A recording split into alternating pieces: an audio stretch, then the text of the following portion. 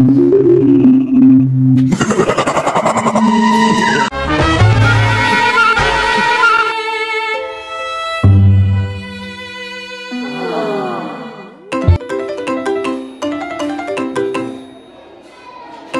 तू कभी अमीर होगा भी नहीं।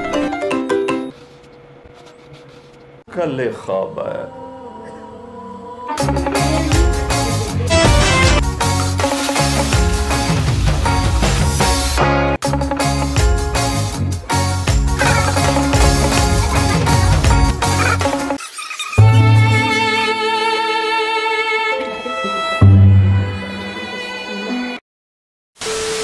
अस्सलाम वालेकुम my YouTube family, welcome back to Barza की मॉम व्लॉग्स। कैसे हैं आप सब? आई होप कि आप सब ठीक होंगे और मज़े में होंगे। और जी मैं भी खुश हूँ। और जी यहाँ पर देखिए बरज़ा ने किस तरह से ब्रश करना स्टार्ट कर दिया है और मैं बहुत खुश हूँ कि अब वो आहिस्ता आहिस्ता सब कुछ सीख रही है। माशाल्लाह से 2 साल की होने वाली है। तो जनाब यहाँ पर जी हम स्कूल पहुँच गए हैं। ये बरज़ा खेल रही है और मैं आपको दिखा दूँ कि मैं जो गवर्नमेंट जॉब के लिए HM के लिए मैं तैयारी कर रही हूँ, मैं कहाँ बैठ कर करती हूँ। तो स्कूल में जब तो थोड़ा सा फ्री टाइम मिल जाता है तो ये एक रूम था जिसकी छत जो है बहुत वीक है और यहाँ से टूटी भी हुई है और आगे भी बहुत ज़्यादा ख़तरा है। मुझे बहुत HM ने मना किया, लेकिन अभी स्टाफ रूम में इतने टीचर्स बैठे हुए होते हैं और जी बाहर बच्चों का शोर होता है, उनकी गपशप में मैं कंसंट्रेट नहीं कर पाती। तो ज़ाहिरी बात है स्टडी के लिए ज़रूरी है कि आपको पुरसुकून और पीसफुल माहौल चाहिए। और मैंने फिर इस रूम की सफाई करवाई और अल्लाह का नाम लेकर यहाँ पर मैंने अपनी स्टडी स्टार्ट कर दी है ताकि रिलैक्स होकर बैठो और बरज़ा भी खेले। तो जी ज़ाहिरी बात है गवर्नमेंट जॉब है और HM की पोस्ट है हेड मिस्ट्रेस की। तो ये मुझे है, जैसे मैंने आपको बताया था कि मैं हर तरह की कुर्बानी देकर भी इस टेस्ट के लिए बहुत अच्छे तरीके से तैयारी कर रही हूँ। और मेरी तरह अगर कोई और भी तैयारी कर रहा है गवर्नमेंट जॉब के लिए तो प्लीज़ आप अल्लाह पर रख कर हर कोशिश करें कि अपना टाइम निकाल कर स्टडी करते रहें। तो जनाब आज मैं आपके साथ बहुत ही अहम टॉपिक्स पर बात करने वाली हूँ जिस पर मुझे नहीं लग रहा कि यूट्यूबर्स और व्लॉगर्स जो हैं खुलकर बात कर रहे हैं। इवन वो अपने जो थंबनेल पर तस्वीर रखना भी शायद डर रहे हैं। पता नहीं क्या मसला है, मुझे समझ नहीं आ रहा। लेकिन हमें आज इस पर खुलकर बात करनी चाहिए। हमें हिम्मत करनी चाहिए, हौसला करना चाहिए और बाकी अल्लाह पर छोड़ देना चाहिए। अल्लाह की ज़ात आपको कभी भी जो है गिरने नहीं देगी अगर आप अल्लाह पर भरोसा करेंगे हर हाल में। तो यही मेरा आज का फर्स्ट मैसेज है। चाहे आप किसी टेस्ट के लिए तैयारी कर रहे हैं भी अल्लाह पर भरोसा रखें, अपनी मेहनत साथ में जारी रखें। और अगर दुनिया में कहीं पर भी जुल्म और ज़्यादती हो रही है तो आप उसके लिए आगे बढ़ें और खुलकर आवाज़ उठाएं। जैसे फ़लस्तीन पर आजकल हो रहा है, जहां पर इतना जुल्म है और इतने मासूम बच्चों का कत्लेआम हो रहा है। मुस्लिम हो या गैर मुस्लिम, हर कोई खून के आंसू रो रहा है क्योंकि वहाँ पर आजकल जो हालात हैं वो बताने के काबिल भी नहीं है। मैंने कुछ ऐसी वीडियोज़ देखी जिस पर कि मैं आपको बता नहीं सकती कि मैं कितनी हद तक रोई हूँ। वहाँ की मज़लूम आवाम जो है वो बेसिक नीड्स के लिए भी तरस रही है। बिजली नहीं है और ज़ाहिरी बात है हॉस्पिटल्स में मशीनरी सारी बिजली पर चलती है, तो वहाँ पर कैसे मशीनरी यूज़ हो। इतने ज़ख्मी लोग आ रहे हैं, इवन हॉस्पिटल्स तक की कमी है क्योंकि वहाँ पर जो हमले हो रहे हैं वो आम जगहों पर भी हो रहे हैं, चाहे हॉस्पिटल्स हों, स्कूल्स हों, कॉलेजेस हों या रिहाइश की जगहें हों। वर्ल्ड हेल्थ ऑर्गेनाइजेशन की रिपोर्ट के मुताबिक 80% जो बच्चे हैं वो स्ट्रेस, एंजाइटी और जी डिप्रेशन का शिकार हो गए हैं। हर वक्त उनको ये होता है कि पता नहीं किस टाइम हम पर हमला हो जाए और हमारी डेथ हो जाए या हमारे माँ बाप हमसे बिछड़ जाए। तो आप सोचें ये किस तरह का जुल्म है कि बच्चे अभी से ही ज़हनी मरीज़ हो गए हैं। और बच्चों की जब बात आती है तो इंसान बिल्कुल भी बर्दाश्त नहीं कर सकता। ज़ीशान उस्मानी का ये वीडियो आप ज़रूर देखिएगा, बहुत ही इंफॉर्मेटिव है। इसका लिंक मैं डिस्क्रिप्शन में दे दूँगी। और जी इसके साथ ही बहुत सारी दुआएं हमारी फ़लस्तीन के साथ हैं। अल्लाह ताला बहुत जल्द इन मासूम बच्चों के सदक़े फ़लस्तीन को आज़ाद करवा दे और ज़ालिम जो लोग हैं जो जुल्म कर रहे हैं, बर्बरीत कर रहे हैं, उनको इबरत का निशान बना दे रहती दुनिया तक। तो जी आप सब भी ऐसे अपनी नमाज में दुआएं मांगा करें, हम भी मांगते हैं, अल्लाह बेहतर करने वाला है। तो जनाब दूसरा मेरा जो टॉपिक था आज का बात करने का, तो उस पर चलने से पहले मैं आपको बता दूं कि यहाँ जी हम बायोमेट्रिक करवा रहे थे अपना अकाउंट खुलवाने के लिए, जो कि मेरा बिल्कुल भी नहीं हो रहा था बायोमेट्रिक। मैंने काफ़ी बार ट्राई किया लेकिन बहरहाल हो गया था फाइनली। एक्चुअली सारी ही टीचर्स बैंक अकाउंट खुलवा रही थी, तो मैंने सोचा कि मैं एक गरीब सी लड़की भी एक अकाउंट खुलवा ही दूँ, शायद कहीं से कोई अल्लाह का करम हो जाए और दौलत ही दौलत मिल जाए। किसी पैसे वाले पेशेंट को एक किडनी बेच दूँगा। बहुत पैसे आ जाएंगे, एक किडनी, फिर एक आंख। घी अगर सीधी उंगलियों से ना निकले तो उंगलियां तो टेढ़ी करनी पड़ती है, लेकिन बहरहाल मेरा कोई ऐसा इरादा नहीं, ये जस्ट आपको थोड़ा सा फ्रेश करने के लिए ऐसे जोक्स लगा लेती हूँ, क्योंकि मेरे टॉपिक काफ़ी आजकल खुश्क हो जाते हैं। और जी छुट्टी हो गई थी और ये देखिए जी मेरी प्यारी सी बरज़ा कैसे बच्चों को टाटा बाय बाय कर रही है, क्योंकि सारे बच्चों को ये डेली ही अलविदा करती है इसी मोहब्बत से, ताकि बच्चे फ्रेश होकर घर जाएं। और जी सर्दियाँ आ गई हैं और सर्दी में मछली बंदा ना खाए तो मज़ा ही नहीं आता।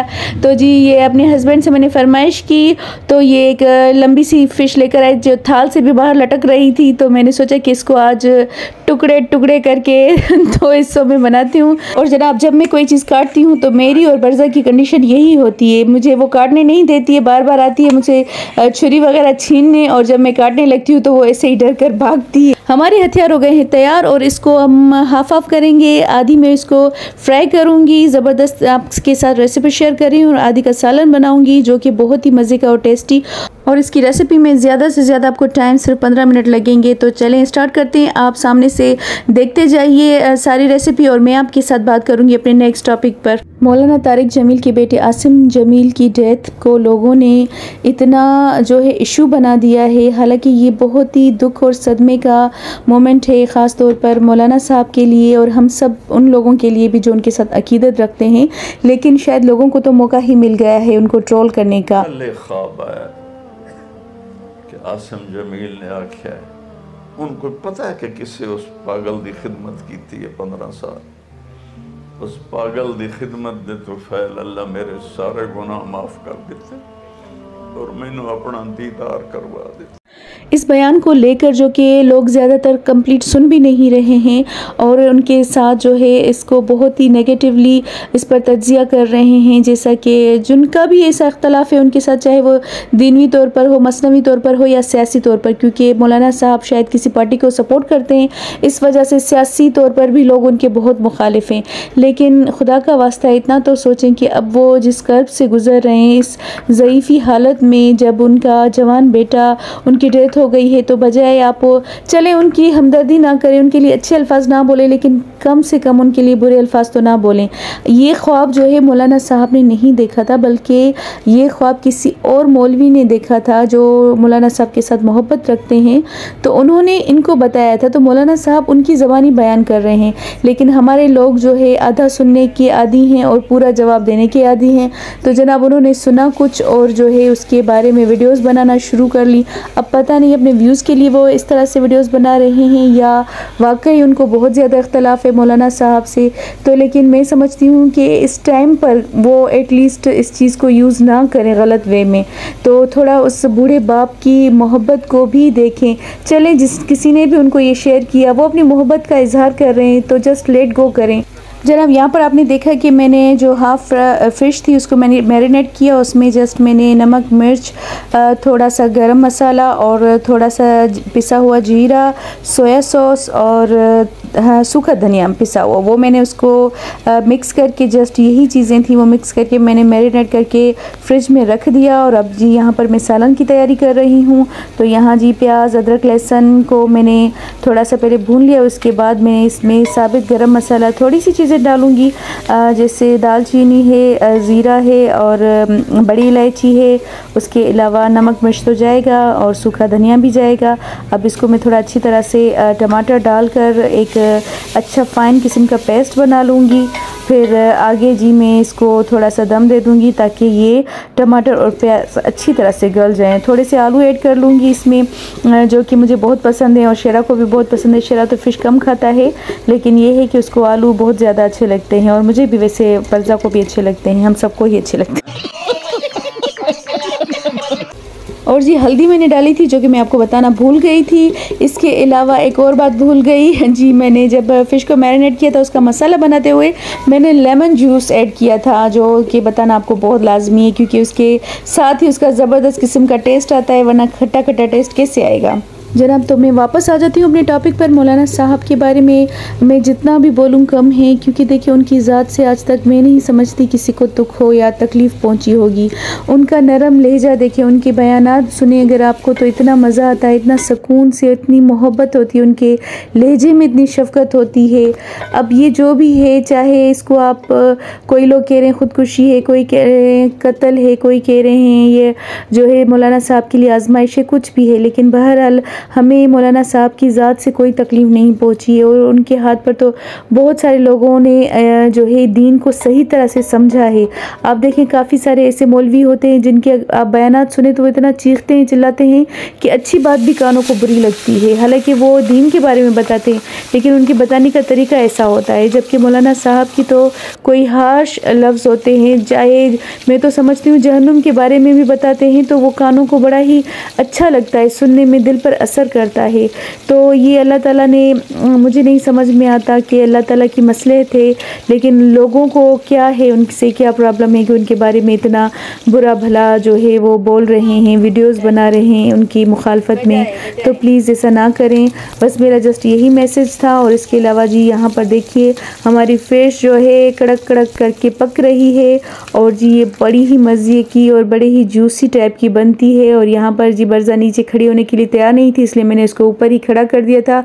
हालांकि मुझे बहुत डर लग रहा था, क्योंकि जब आप फ़िश फ्राई करते हो तो ये बहुत गर्म ऑयल के जो है ना छींटे लगते हैं, लेकिन इसको जो है ये फ़िश का जो सर था वो देखना था कि किस तरह से वो पक रहा है। और वो ये बार बार कह रही थी कि मुझे इसको देखना है। और उसको जब मैंने ऊपर खड़ा किया तो वो जी फिर अपने बर्तनों में मस्तियाँ करने में और शैतानी करने में शुरू हो गई। बहरहाल ये है जी, मैंने इसको, मुझसे रहा नहीं गया और बर्दाश्त नहीं हुआ तो मैंने इसको थोड़ा सा यहाँ खाना शुरू कर दिया। और ये जी माशाल्लाह इतनी टेस्टी थी, इतनी जूसी थी कि शायद मैं सारी ही खा जाती, लेकिन फिर मुझे सालन भी बनाना था तो इसलिए मैं लग गई अपने सालन में। तो देखिए जी यहाँ पर अभी मेरी जो ग्रेवी है वो बिल्कुल रेडी हो गई है। अब मैं इसमें फ़िश को थोड़ा सा मसाला लगाकर, नमक मिर्च और धनिया लगाकर जस्ट उसको मैं अभी इसमें साबित रखूँगी। जिसके बाद फिर जो है जो अहम पॉइंट है इसमें, जो असल खुशबू और मज़े का होता है इसमें, वो आप साबित लहसुन को जो है कूट कर आप इसमें अच्छे तरीके से ऊपर से डाल दें। गरम मसाला डालें, थोड़ा सा सूखा धनिया और डाल लें,